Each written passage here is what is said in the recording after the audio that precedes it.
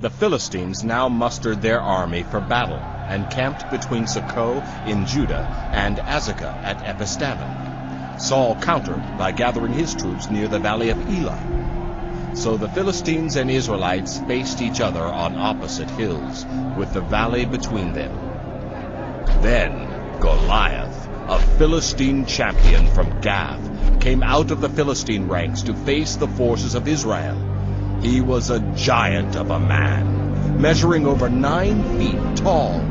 He wore a bronze helmet and a coat of mail that weighed 125 pounds.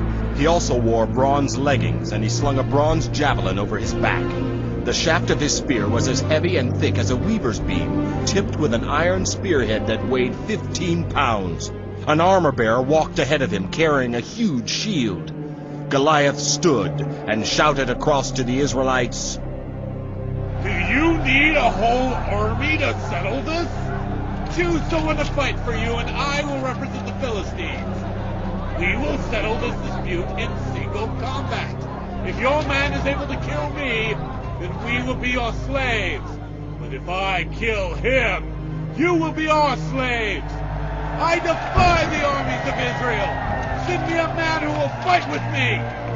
When Saul and the Israelites heard this, they were terrified and deeply shaken.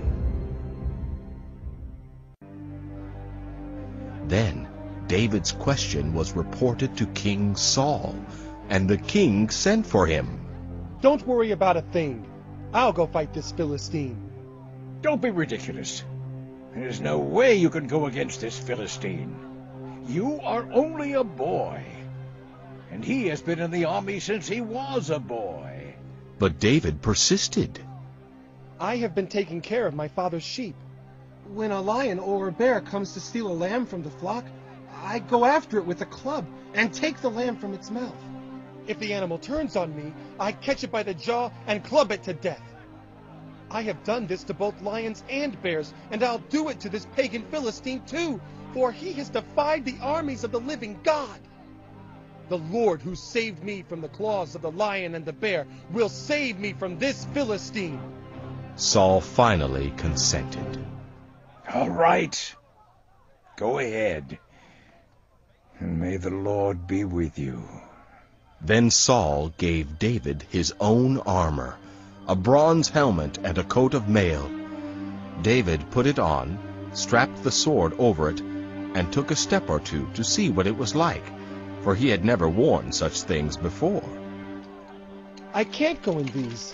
I'm not used to them." So he took them off again. He picked up 5 smooth stones from a stream and put them in his shepherd's bag. Then, armed only with his shepherd's staff and sling, he started across to fight Goliath. Goliath walked out toward David with his shield-bearer ahead of him, sneering in contempt at this ruddy-faced boy. "Am I a dog that you come at me with a stick?"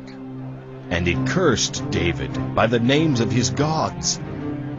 "Come over here, and I'll give your flesh to the birds and wild animals."